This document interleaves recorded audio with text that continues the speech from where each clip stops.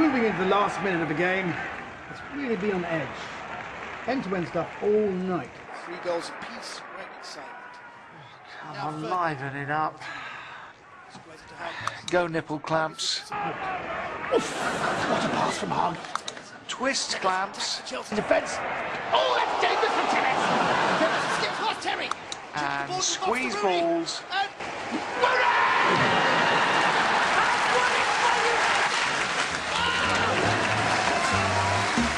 Please will you welcome the man who proves you don't have to be working class or American to be clinically obese, Omid Djalili!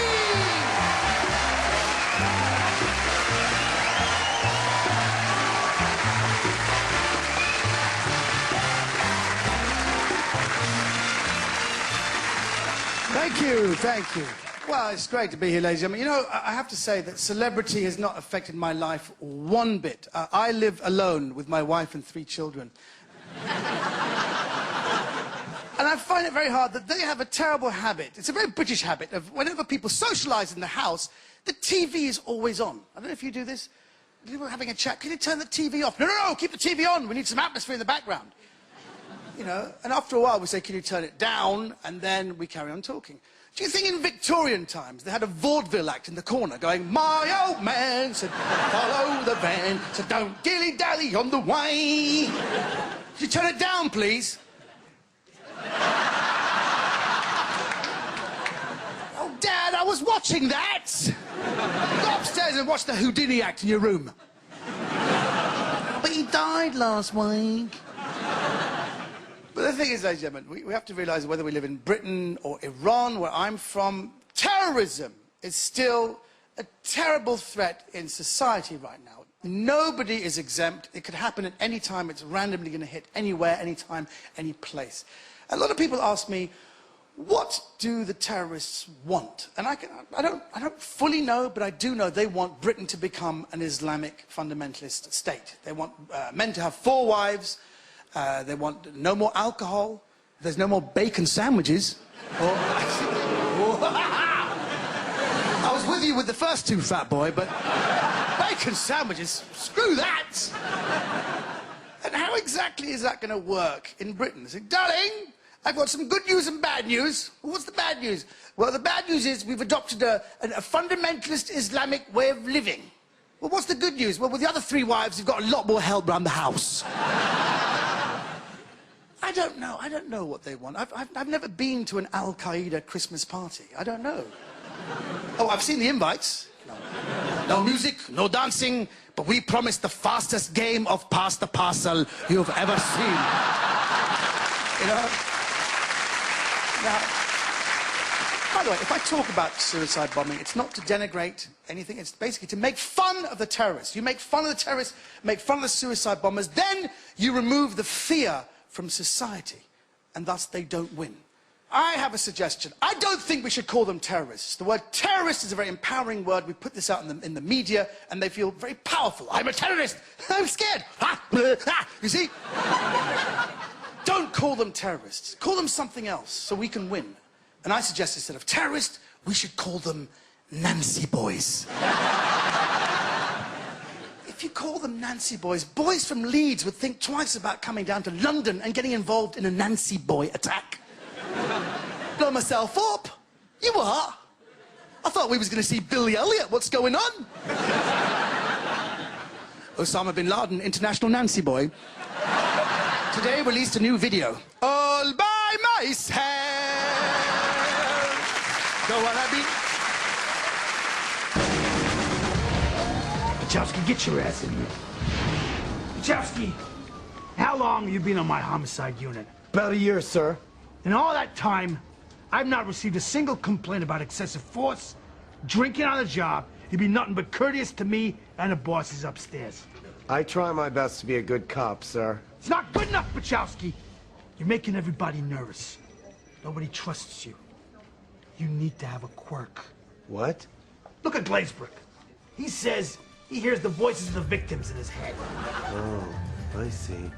Furtado waxes his chest to help him think straight. O'Reilly is a cop by day, human statue by night. Those Irish cops. They're so outside the box. And Ibanez gets stigmata when he's onto something. Jesus Christ. Exactly. You don't even have an ex-wife. That's page 1 of being a detective. I'm very proud of my 12-year marriage, sir. Yeah, so was I. But the day I made detective, I filed for divorce, got a drinking problem, and paid someone to shoot my partner. You gotta stand out from the crowd. Make something your own. Otherwise, you get no respect here, you don't get no respect on the street. What about this? Okay? While I'm looking for clues, I blink a lot. That's pathetic. I'll get rid of my watch. See? I'm the timeless cop. I don't know whether it's day or night. No. I talk like a girl. Drop the gun, big boy. Seen it before. I act like a squirrel. You can't have that one. That was Campbell's quirk. God rest his soul. Okay. I got it. Can't my quirk be? I don't have a quirk. Son, I ain't never been so insulted in all my life. Get out of my sight. Wait a minute, sir. All you have is that you're an alcoholic cop with an ex-wife and guilt over your ex-partner's death. I don't see an original quirk. You insensitive prick.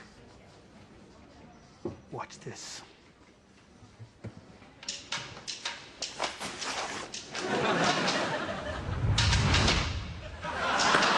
I'm an adamant impersonator who talks to bullets. Stand and deliver money or your life. Apologies, sir. And you there, and you there.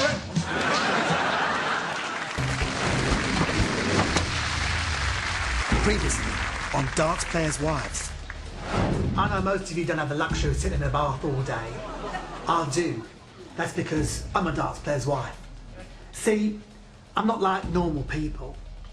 I dine in style.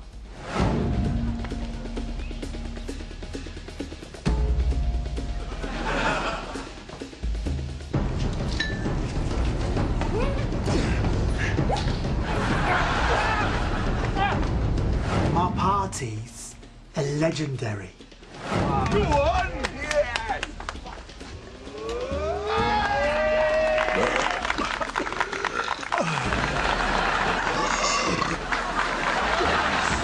And I date some of the most attractive athletes in the world.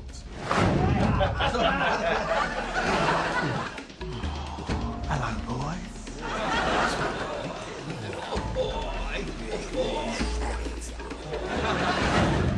So even if you can't have everything I have, watch Darts Players' Wives and dream the dream.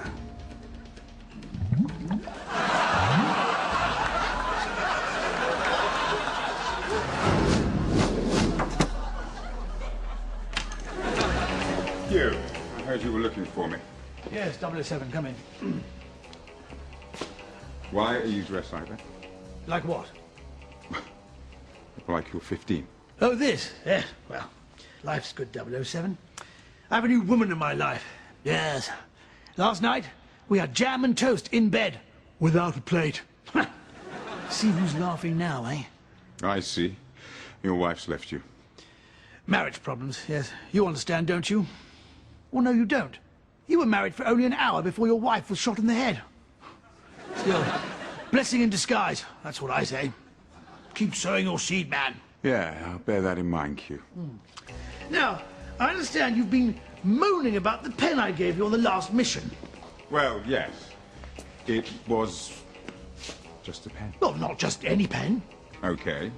It had a larger ink reserve than most fountain pens and an eradicator that you could use on soluble ink, but I was hoping for a little more than that. Such as? Right, a small laser, lock picker, maybe some acid to dissolve handcuffs. I see. You're looking for functions beyond those which you would normally expect. Precisely. Right then. Then you're going to love this watch.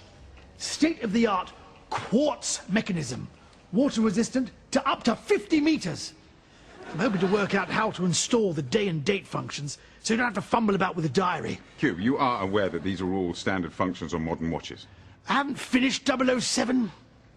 Now this, I'm rather proud of. Press this button here on the side and, hey presto.